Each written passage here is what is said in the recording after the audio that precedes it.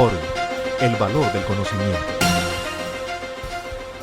Bienvenidos a Fórum Debate, como siempre un programa que toca uno de los temas más controvertidos, más controversiales de la semana en Fórum. Hoy hablaremos a propósito de una reciente sentencia del Consejo Superior de la Judicatura que sancionó a un abogado 2 años con el retiro de la profesión y 25 salarios mínimos legales mensuales vigentes de multa por considerar que el abogado cobró en exceso sus honorarios. Estamos hablando de un 68% para el abogado, 32% para el cliente. Esto, por supuesto, es un tema que despierta muchísimo interés, como lo dijimos, y por eso tenemos hoy aquí a estos dos grandes maestros del ejercicio profesional de la academia y de la judicatura, los doctores Alonso Rico Puerta. Doctor Luis Alonso, bienvenido. Muchas gracias, doctor Rodolfo. Muy complacido de estar nuevamente en Fórum. Y el doctor Nelson Hurtado, expresidente del Colegio de Abogados de Antioquia, ¿no? Colegas, además miembro de la Junta Directiva, abogado litigante. ¿Cuántos años, doctor Nelson? Ya 20 años largos. Más de 20 años pues, en el ejercicio profesional. Doctor Nelson, muy bienvenido pues, a Fórum Debate. Muchas gracias, doctor Rodolfo. Muchas gracias al doctor Alonso Rico Puerta. De verdad que hay que aprovechar para reconocer este esfuerzo que hace usted en su oficina, en su bufet y en su proyección profesional con este servicio, yo digo que a la comunidad y a los mismos colegas. De verdad que es innovador, vale la pena, lo felicito y no puedo desear más, sino que Dios lo bendiga en todas estas iniciativas. Usted todavía está joven y hay mucho camino por recorrer, pero creo que ha empezado bien. De verdad que muchas gracias por permitirnos compartir aquí con todos los colegas y también con los maestros de uno en estos temas.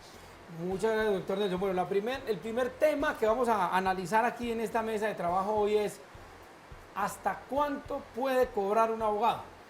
La ley, el estatuto del abogado establece que el abogado comete una falta cuando cobra más de lo que le corresponde o le podría llegar a corresponder a su cliente. Eso ha dicho el Consejo Superior ahí entre líneas, equivale a que lo máximo que se puede acordar es hasta el 50% de la litis, ¿no?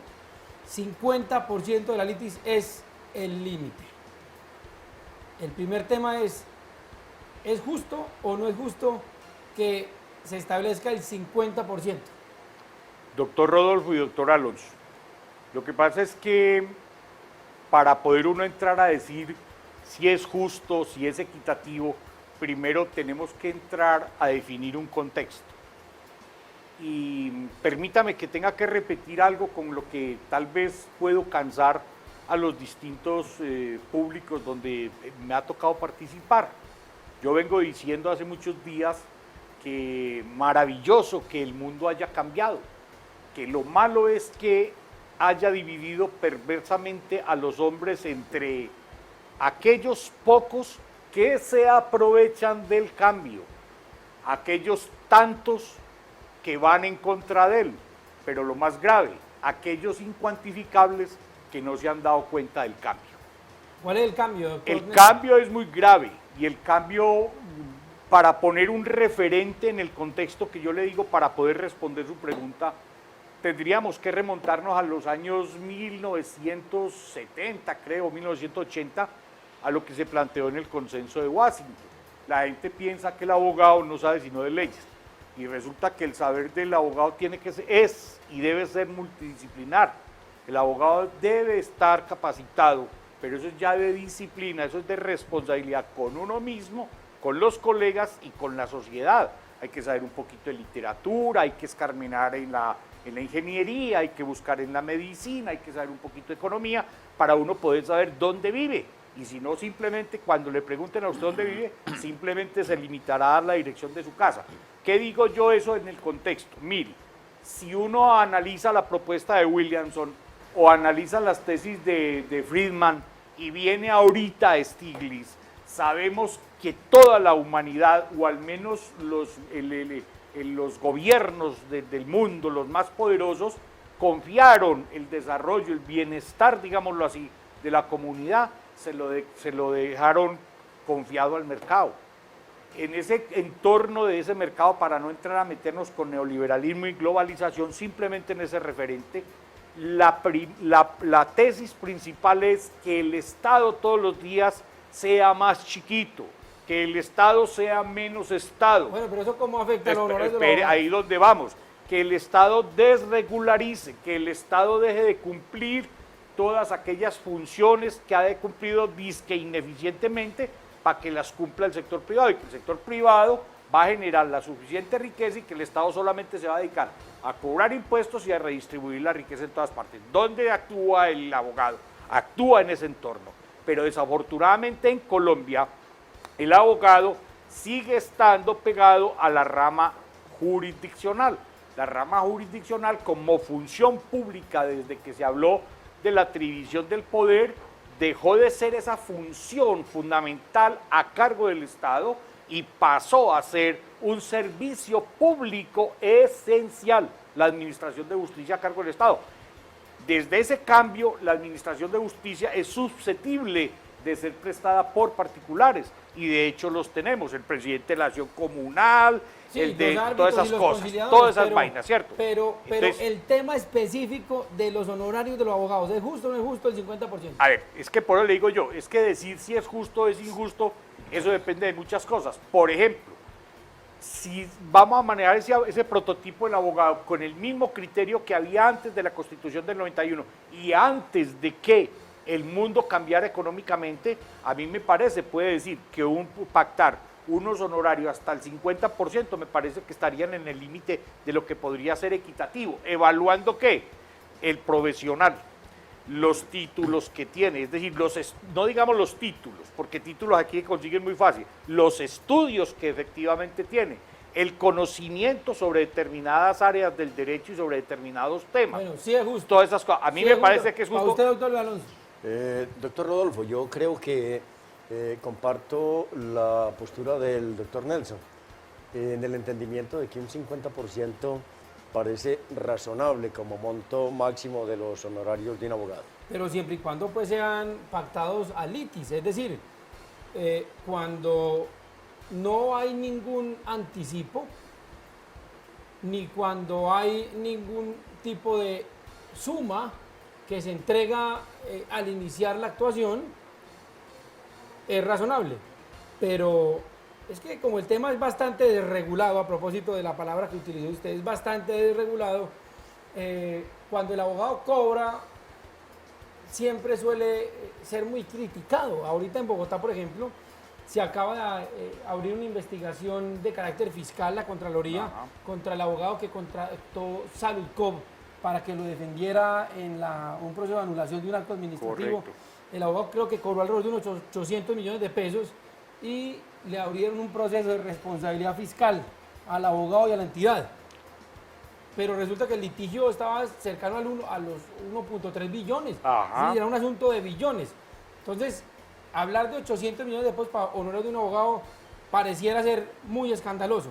¿Cómo morigeramos el tema para no caer, digamos, en las redes de los órganos de control, en las investigaciones, en las sanciones? ¿Cómo debería actuar el abogado para que siempre, digamos, no se vea comprometido? Porque, entre otras cosas, no hay nada más difícil para un abogado que una investigación disciplinaria, ¿no? Correcto. Mire, doctor Rodolfo y doctor Rico, yo pienso una cosa, miremos el ejercicio profesional en Colombia, distinto a lo que ocurre en Europa y en otros países incluso de Latinoamérica. En Colombia es sui generis. En Colombia dicen que cada colombiano lleva un abogado dentro. Y entonces cuando un cliente, un usuario, yo no lo llamo Por eso clientes, que de derecho y asados todos saben, ¿no? así es. Todo el mundo sabe. Cuando un usuario viene donde uno a tomar los servicios es porque ya ha pasado por 2 o 3 buffets de otros abogados, y entonces el cliente viene o el usuario viene y dice, no, vea, es que lo que hay que hacer es esto es muy fácil. ¿Quién le dijo? No, don Pedro, que es el lechero o el tendero de la esquina o el taxista me lo dijo a la avenida, ¿cierto? Esto es muy complicado. Mire, el único profesional, porque sé por qué lo digo, que en mayor número está por fuera de toda cobertura de seguridad social es el abogado colombiano. ¿Por qué? Porque es que el abogado colombiano vive de sueños.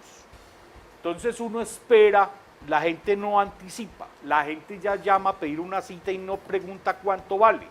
Los más atrevidos, sin que necesariamente sean los amigos y los parientes, llaman por teléfono y le dicen, doctor, es que tengo este problema, ¿qué hago? No, pídame una cita, no, pero dígame qué hago. ¿Entiende? O sea, esto es un desorden, porque en cierta medida hemos permitido que eso pase. Un desorden, pero doctor Rico, perdone que lo interrumpa, lo que pasa es que el tiempo aquí Yo sé que en en internet televisión es muy duro. Es bastante limitado. Usted tenía una pregunta a propósito del desorden en el que vive el ejercicio de la profesión con respecto a la colegiatura. Sí, doctor Nelson, yo querría hacerle una pregunta acudiendo a su experiencia como expresidente del Colegio de Abogados, colegas. En términos generales, ¿qué opina usted de la ley 1123 de 2007? Y aprovecho esa pregunta para anexar otra. ¿Qué opina de la colegiatura obligatoria? Mire, yo pienso como abogado de que efectivamente tienen que haber unas reglas de juego para el ejercicio profesional. Yo no me opongo a que efectivamente desde la ley se regule en ciertos aspectos el ejercicio profesional. Yo pienso que debe existir y todas las cosas. Allí hay cosas ambiguas, porque a mí me parece que el hecho de que un abogado reciba 2, 3 millones de pesos o 100 millones de pesos, los deposita en su cuenta, se demore 8 días por trámite o lo que sea, o que porque el cliente no viene, que vaya a decir que es que está haciendo una retención indebida y que es una falta a la honradez. Lo que decía el doctor Rodolfo ahora, es que la gente cuando se dice que cometió una falta, incurrió una falta a la honradez, la gente está pensando que es que el abogado es un ladrón, y los abogados no somos ladrones. Los abogados, algunos somos costosos, otros son careros, pero yo no pienso de que nadie vaya a pretender a decir, los habrá también, ¿cierto? Pero yo creo que son la excepción cuando ya hay ese aspecto de maldad y de dolo. Por ese lado, yo pienso que la ley puede mejorarse, puede completarse, pero en esas leyes que regulan el ejercicio de la profesión deben concurrir los abogados a través de los distintos colegios. Y la colegiatura obligatoria. Y por eso, y bueno, por un lado, ¿por qué? Porque es que las leyes, sobre todo para los abogados, el código disciplinario lo han hecho gente que no tiene que ver con la profesión o lo han sugerido desde una corporación privada por alguna cosa, pero no hemos participado los abogados efectivamente. Y de la colegiatura obligatoria, pero yo que recuerdo... no es tampoco fácil, porque no es recuerda fácil. usted, doctor Rico, que dicen que donde hay 2 abogados hay 3 opiniones. Hay 3 opiniones. Sí, pero yo creo que eso no es así. Yo he podido hacer un estudio comparado desde mis recursos con 3 legislaciones, 3 países europeos que son España, Italia, Alemania y el otro fue Francia, ¿cierto? Donde la colegiatura funciona. Incluso cuando estuve en la presidencia, colegas, estaba en el apogeo de expedir un nuevo estatuto, tratamos de llevar eso a que tuviera curso en el Congreso, porque se puede hacer una cosa que me parece importante, y eso es un reto que siempre nos hemos planteado para los abogados, que es la desjudicialización de la función disciplinaria. Es muy claro, ¿dónde están judicializados los colegios de la profesión médica? ¿Dónde está judicializada la educación? ¿Dónde está judicializada la contaduría, la ingeniería? Colegios de abogados con sus propios tribunales disciplinarios. Y se puede hacer una cosa, se puede lograr, es que si hacemos esa judicialización, así nada más funciona a los mismos colegios, no hay que hacer tampoco, que es lo que le temen los abogados, dizque a la colegiatura obligatoria. No, si usted quiere se afilia, ¿cierto?, a su respectivo colegio, pero eso sí, cuando incurra de pronto en una falta que deba ser investigada porque el cliente lo denuncia o lo que sea, va a ser el colegio, esté vinculado o no afiliado, el que lo va a disciplinar. Señor, yo pregunto, es que esto no es sencillo. Lo que usted me hablaba ahorita, y volvemos al mismo punto, la mayor, creo, falta es esa sobre manejo de dinero del usuario. Pero yo pregunto, uno muchas veces no recibe anticipo. La gente cree que el abogado vive de sueño y la gente, el cliente llega prometiendo hasta el 50 o quédese con eso. Yo sí no veo bien que un abogado, por los honorarios, se quede, por ejemplo, con bienes del cliente. No, que es que le tocó tal finca, que es que le tocó tal casa o tal local. Bogotá, no, ustedes vieron yo que en pienso que eso sí no debe ser así. Cobraban los honorarios allá afuera de los correcto. quemados con ventiladores, ¿Cuánto es? No, no tengo plata, traiga el ventilador, el equipo de sonido. Así es, pero mire, doctor Rodolfo y doctor Rico, yo lo sé desde mi experiencia y usted sabe que yo soy desparpado para hablar, no tengo inconveniente. ¿Cómo va a creer que un abogado puede ser competitivo o que puede acceder a la universidad, a educación continuada o que puede darse unas condiciones de dignidad cuando, por ejemplo, el mismo Estado ha hecho que el mercado jurídico se vuelva, es una cosa de un mercado persa? ¿Por qué? Todas las funciones que tienen los juzgados, las notarías. Las notarías tienen ya un abogado de planta, la notaría no puede prestar asesoría porque es un servicio rogado público, mas sin embargo ellos asesoran. Y ahí captaron toda la gran mayoría de las sucesiones, por ejemplo. Otro problema, los grandes bancos tienen, yo digo que eso es un cártel. No, y ahora que hay partes donde estudia Derecho los sábados por la tarde. Así es. Hay un cártel, O pero sea, los tratar bancos, de todo lo con los bancos hay un cártel porque los bancos tienen allá unos abogados que saben que cuando murió el señor que dejó tantos millones en CDTs, esa es el que recomiendan. Entonces, ¿los demás qué? Me parece que aquí hay que ajustar muchas otras cosas. A mí me parece, desafortunadamente, Luis Aguilera decía que es que aquí en este país los grandes delitos y las grandes penas se negocian, las pequeñas faltas se sancionan con excesiva Conclusión, severidad. ¿le gusta la colegiatura obligatoria? Sí, señor. Doctor Luis Alonso, ¿usted le gusta la colegiatura Claro, obligatoria? yo participo de la colegiatura obligatoria porque da sentido de gremio y propósitos Correcto. comunes. Y tendría, entre otras funciones, primero la fijación de las tarifas, que no es un tema fácil, Ajá. porque, por ejemplo, las tarifas de los colegios de abogados en Colombia son unas cosas, perdóneme, pero bastante, casi que irrisorias, ¿no? No, es que son mínimas. Unas tarifas, Son- es decir, que con eso no se No, no, puede no, vivir con eso no puede dignamente. vivir. Tendríamos que tener 700.000 casos y no hay ni siquiera Ahora espacio. ahora hay un problema, doctor Rodolfo, que es la parte cultural, o sea, de la relación del abogado en ejercicio con la comunidad. El primer enemigo del abogado en ejercicio son los mismos jueces. Y pues yo lo digo abiertamente ¿Por qué porque es lo verdad, doctor, por lo siguiente.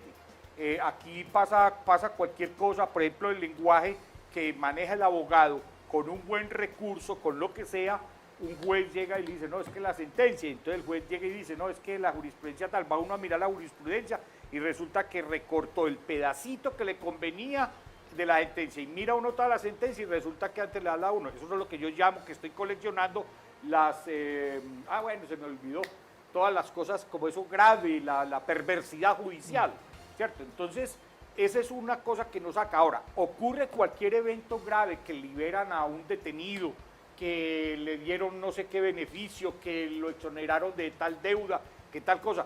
Y es que los abogados en ejercicio hacemos la ley. No, el que tiene la culpa de todas esas cosas que le causa tanto daño a la comunidad en materia judicial es el legislador. ¿Nosotros qué hacemos? Nosotros no somos aplicadores de mera ley. Es que la gente no ha entendido que hay una diferencia grande y sustancial entre el derecho y la ley, que el derecho estará siempre más allá de la mera norma. Estamos de acuerdo, doctor Entonces, Luis Alonso. ¿Qué hacemos? Y eso no se enseña ya en la universidad, eso no se aprende. Así es. ¿Qué hacemos, doctor Leonardo, para mejorar el ejercicio profesional? Mejorarlo desde la óptica de que el abogado esté mejor y que también el cliente esté mejor cuanto al suministro de calidad.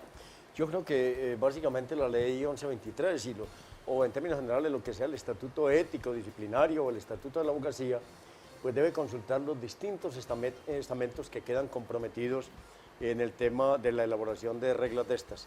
El tema académico, el tema judicial, el tema del ejercicio, la sociedad misma, las reglas económicas tienen que conjuntarse para expedir un estatuto que responda a esa realidad. Y la gran Correcto. paradoja es que los abogados están desorganizados, porque existen muchos celos al interior de la profesión, ¿no? Lo primero. Y lo segundo es que, paradójicamente, pareciera que al Estado no le interesa el sector. Pues yo siempre he estado insistiendo de que hoy lo que se está haciendo con la profesión de abogado es justamente desaparecerla. Por ejemplo, es increíble que las facultades de Derecho, muchas, hayan eliminado materias sumamente importantes en el temple del alma del abogado. Es que abogado no puede ser cualquiera. Abogado es una cosa que está en el alma. Y abogado no es el que tenga un diploma, es saber qué tiene adentro. ¿Qué es lo que siente? ¿Con qué vibra usted? Es que el derecho es vital al ser humano. Podrá haber muchas sociedades sin Estado, pero sin ningún principio rudimentario de derecho. Si las facultades eliminaron, por ejemplo, la filosofía, eliminaron la sociología jurídica, eliminaron la hermenéutica y fundamentalmente eliminaron la epistemología jurídica, yo no puedo sacar un abogado sin un técnico legal. Con ese panorama están sacando mensajeros. Así es. Para ir a cobrar letras a los juzgados y hacer vueltas. Y eso no es lo que están haciendo. Entonces, mire, usted toca un punto muy grave. ¿Cómo le parece el Consejo Superior de la Judicatura sancionando porque cobró el 68%? Evidentemente que es exagerado. Se le fue la manito, se ¿no? saltó el cerco el tipo. Eso sí no hay que, se saltó el cerco, eso no hay que dudarlo. Pero míreme, ha puesto el ojo la Judicatura, el Consejo Superior de la Judicatura, los magistrados del Consejo Superior de la Judicatura han puesto en el ojo, por ejemplo, en los call centers del Banco Avevilla, del Banco de la Vivienda, de los pasajes de Avianca que llaman los mismos bancos y le cobran a un cliente, un muchachito que es bachiller, le hace una llamada y le dice cuándo va a pagar, porque no ha pagado, y eso le genera disque el 20% de cobro prejurídico. Eso sí es legal, eso es abusivo, pero como aquí las leyes, perdóneme, doctor Rodolfo, no puedo dejar no puedo parar en este momento. Hágale, doctor. ¿Cómo vamos a creer que vamos a poder tener coexistencia, que va a poder haber tranquilidad en el ejercicio profesional cuando las mismas leyes nuestras vienen del sector privado? Con esa cosa, corporación de excelencia en la justicia, ¿quién la forma? El Grupo Corona, todo el sector financiero y asegurador, los más grandes, la Corporación Sarmiento Angulo. Entonces, ¿cómo hacemos? ¿Dónde está esa ley general y abstracta? No, eso ya viene con la carga, como los dados. Un último punto, que se nos acabó el tiempo, la última pregunta. ¿Qué opinan ustedes? Se comentan en algunos círculos académicos que lo ideal para el proceso formativo del abogado es que haya 4 años de formación básica y 3 años de formación especializada para que quien quiera ser abogado tenga el título de doctor. Es decir, para ser abogado tiene que tener un doctorado. 4 básica, 3 de énfasis. Pues yo pienso, doctor, dentro de lo que uno maneja o dentro de lo que uno formó, lo que es el conocimiento, ¿cierto? Aquí la gente se está doctorando con información, pero con poco conocimiento. Usted sabe que eso es como los premios Grammy ya, ¿cierto? Las normas ISO, no sé cuántas, usted tiene plata de la da, la compra y ya. Entonces pienso que el problema es de actitud de los seres humanos y de la misma universidad frente a qué es lo que están haciendo con el ser humano. Es decir, ¿lo vamos a dotar de mucha información o lo vamos a capacitar no solamente para que busque, obtenga y produzca y difunda conocimiento, o simplemente lo vamos a volver el técnico? Vargas Llosa tiene la mejor definición de lo que nos está pasando hoy con la universidad. Vargas Llosa acabó de decir, hijo, en la sociedad en que estamos, que es la sociedad del espectáculo, de las ciudades top model, las ciudades fashion, lo único que necesitamos son técnicos y expertos, porque es que el técnico o experto es un hombre sin ideas y sin ideales, mera pieza de un engranaje. Yo personalmente, como abogado, me moriré resistiéndome a ser pieza de un engranaje. Yo mi libertad y mi capacidad crítica no la voy a renunciar. Bobbio antes de morir, digamos, bastante poco antes de morir, Bobbio le preguntaron por la democracia y dijo Bobbio que el gran problema de la democracia actual es que está manejada por técnicos y los técnicos no tienen alma. Doctor Luis Alonso, ¿algún otro punto para que nos vamos? No, yo coincido en la propuesta de 4 años básica y 3 años de un énfasis para consolidar todo lo que contiene el derecho, lo técnico, lo hermenéutico y sobre todo lo axiológico. Yo creo que esa tridimensionalidad es la que le da un carácter especial al derecho y hace que el jurista tenga un compromiso esencial con la vida, claro, no simplemente con la técnica jurídica, que es ahí en donde empieza a disminuirse el valor esencial del derecho. En el buffet donde trabajamos nosotros en Ochoa Correa y Asociados tenemos siempre a todos los practicantes y a todos los abogados 3 principios básicos. La profesión en nuestro buffet se hace con ética, técnica y estética. Son las 3 cosas que condicionan el actuar profesional. Muchas gracias por venir, doctor. Muchas gracias, doctor Rodolfo, muchas gracias, doctor Alonso. Pues de verdad que yo me voy muy estimulado, pero pues por la oportunidad de tenerme aquí en su set. pero me voy mucho más emocionado y agradecido por ver que usted ha estado marcando ya lo que dije al principio, unas pautas importantes. Espero que este se nos abra como un foro, no solamente para el derecho, sino para la democracia. Yo creo Así que hay será. cosas que nos preocupan y que los abogados normalmente guardamos silencio frente a eso, frente al devenir mismo de lo que es el país. Estamos de acuerdo. Doctor Alonso, muchas gracias por estar con nosotros de nuevo. A usted, doctor Rodolfo, y doctor Nelson, un gusto. Muchas gracias. A ustedes, queridos amigos, los esperamos dentro de 8 días en el próximo Fórum Debate. Fórum, el valor del conocimiento.